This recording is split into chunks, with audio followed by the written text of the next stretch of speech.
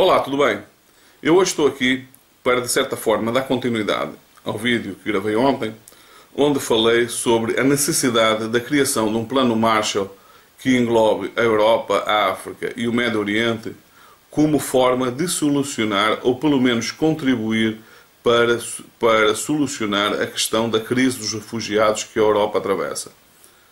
Esse plano Marshall não só, acredito eu, teria um contributo extremamente importante para a solução desse problema, como ajudaria a Europa a resolver outro problema que se arrasta desde 2008 e que até agora não foi apresentada nenhuma solução para esta crise que nós vivemos e que já se arrasta já há tempo demais.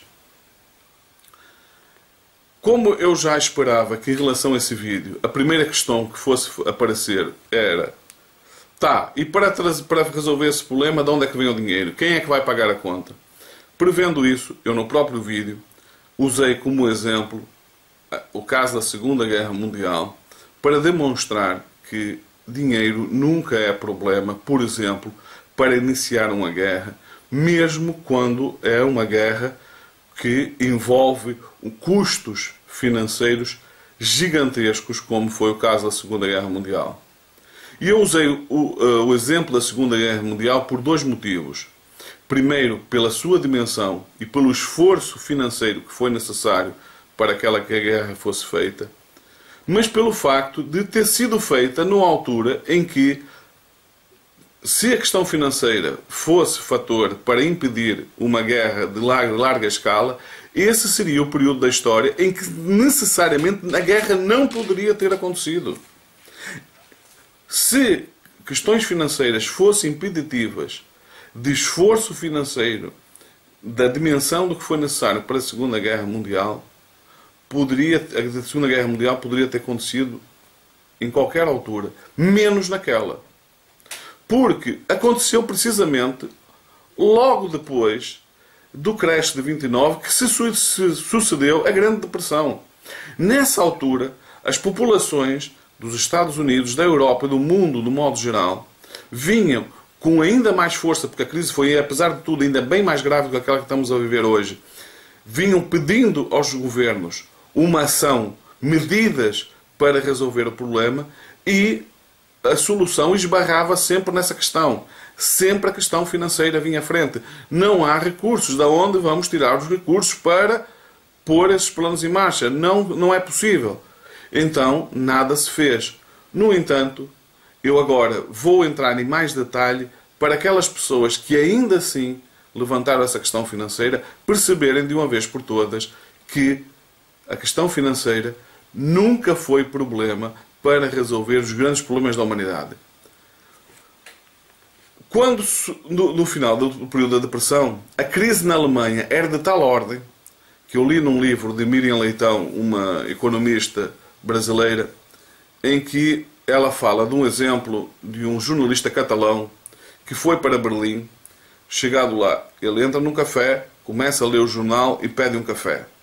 Toma o café, qual foi o preço? 5.000 marcos. Passado algum tempo, ele pede um segundo café, vai pagar, quanto é que custava? 15.000 marcos. Vocês estão a ver o que seria viver num país com um nível de inflação desta ordem. Era um país financeiramente destruído. Reparem que o que aconteceu com a Alemanha foi de tal forma grave que a crise que já se tinha arrastado desde o final da Primeira Guerra Mundial, agora, a partir de 1929, com o crash, onde os Estados Unidos, que era o único país que ajudou a financiar a Alemanha, não só cortou com os financiamentos, como passou a exigir o pagamento da dívida que tinha-se acumulado, porque os Estados Unidos também estavam a viver uma crise gravíssima que se sucedeu a esse processo. Estamos a falar de um país que financeiramente estava arrasado. Portanto, um país que não teria a menor condição de iniciar uma guerra, nem com o vizinho do lado, quanto mais uma guerra com a dimensão que ela se transformou. No entanto, vejam só o poderio que foi possível construir durante esse período, o poderio militar que a Alemanha constrói. Se vocês virem alguns documentários que mostram o que era o armamento de guerra da Alemanha no início da guerra, com tanques rudimentares, com um número de militares ainda bastante reduzido para aquilo que acabou por ser mais tarde, comparado, por exemplo, com o armamento que sucedeu durante esse período, como, por exemplo, os tanques, os Tigers, como, por exemplo, o Messerschmitt, que foi o primeiro avião a jato a aparecer no mundo, que apareceu no final da Segunda Guerra. Caso tivesse aparecido algum tempo antes, provavelmente a guerra teria tido outro rumo. Ou como os mísseis, as bombas voadoras, a V1 e V2, sobretudo a V2, que foi o primeiro míssil balístico do mundo.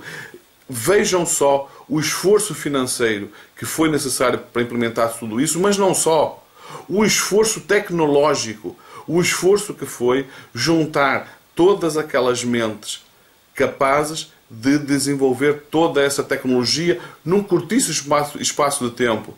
Mas querem ver outro exemplo, que para mim ainda, não sei se é maior que esse, que todos esses também são muito grandes, mas a construção daquele forte, daquela barreira defensiva que foi a construção que a Alemanha faz a partir do norte da Noruega até a fronteira da França com a Espanha. Apanha toda a Noruega, depois começa na França e faz toda a costa norte da França, num total de mais de 6.000 quilómetros de fortificações com armas pesadíssimas. Foi um esforço gigantesco. O esforço financeiro para implementar obras desse tipo é com certeza colossal. Como é que um país que estava financeiramente destruído conseguiu construir tudo isso? Como foi possível a Alemanha, por exemplo, começar a construir autoestradas que ainda hoje existem na Alemanha, construir infraestruturas de fábricas dentro de montanhas por a questão de defesa das antiaéreas, complexos enormes, como por exemplo aquele que foi construído para a produção das V2. E foram muitas que foram construídas. Foram cerca de 1.500 mísseis que foram usados durante a Segunda Guerra Mundial. Agora, vamos a outro exemplo.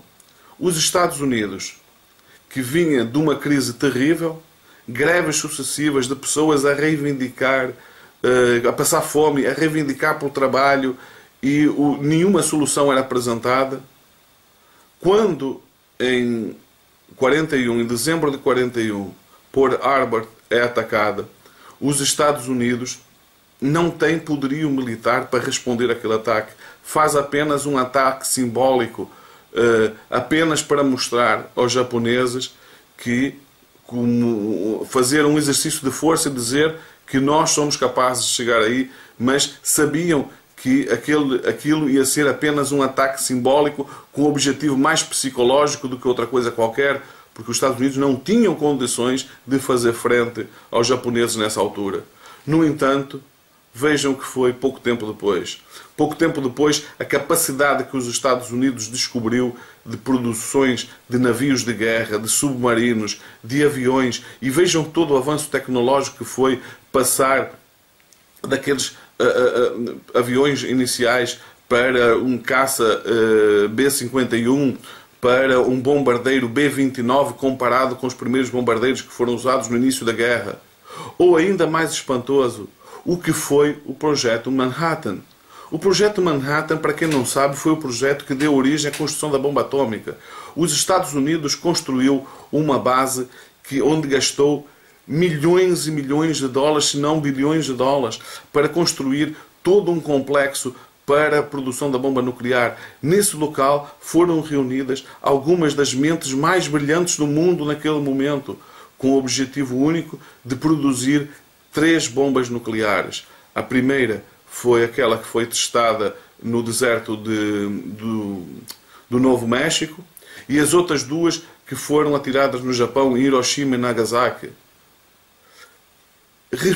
Pensem um pouco no que foi o esforço financeiro para tudo isso. Reparem que estamos a falar de países que supostamente não tinham condições financeiras para resolver problemas sociais locais. De repente, do nada, o dinheiro deixou de ser problema para algo em que o esforço financeiro era incomparavelmente maior. Se todo aquele esforço usado durante esse período da Segunda Guerra tivesse sido usado não só para resolver os problemas sociais dos Estados Unidos e da Europa, mas para o mundo de modo global, provavelmente não, com certeza não seria necessário tanto. Com muito menos seria possível fazer algo de muito maior, de muito melhor, e hoje viveríamos um mundo muito melhor do que vivemos hoje. Mas não para por aí, porque no final da guerra era suposto, então, sim, agora definitivamente não há dinheiro, porque o que havia foi gasto no esforço de guerra. Não! Os Estados Unidos disponibilizou uma quantidade praticamente ilimitada de recursos financeiros para a Europa, inclusivamente para a Rússia, que se negou a aceitar por razões óbvias, para Portugal, onde Salazar também se rejeitou com medo de perder as colónias, para o Japão, para as Filipinas. Eram recursos praticamente ilimitados que os Estados Unidos disponibilizou para o mundo para, rapidamente, o mundo entrar num processo de crescimento que foi o período de crescimento mais longo da história da humanidade. Um processo de crescimento que só começou a entrar em crise a partir da década de 70, 80, sobretudo com a crise do petróleo. E mais uma vez, quando a crise surge, mais uma vez, a questão para não se solucionar, qual foi? Não há condições financeiras. Como assim não há condições financeiras? Como assim, se o mundo que vinha de um crescimento de décadas, o maior período de crescimento, de repente surge uma pequena crise e já não há condições financeiras, sendo que antes, em que estavam efetivamente numa situação de crise profunda, não faltou dinheiro para a guerra.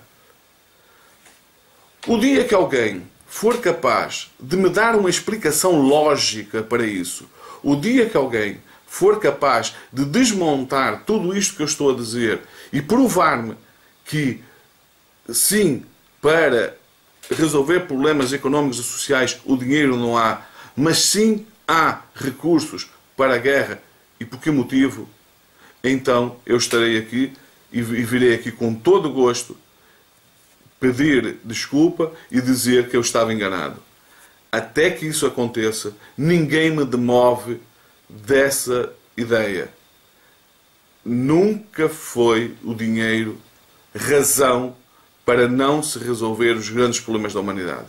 Dinheiro nunca foi motivo para que a Europa, por exemplo, deixasse de mudar a sua política e transformasse a economia europeia, que vem se arrastando numa crise desde 2008, incompreensível, e que em grande parte tem contribuído também para essas crises de refugiados, porque a crise que se gerou e que foi provocada por uma mentalidade neoliberal atingiu esses países.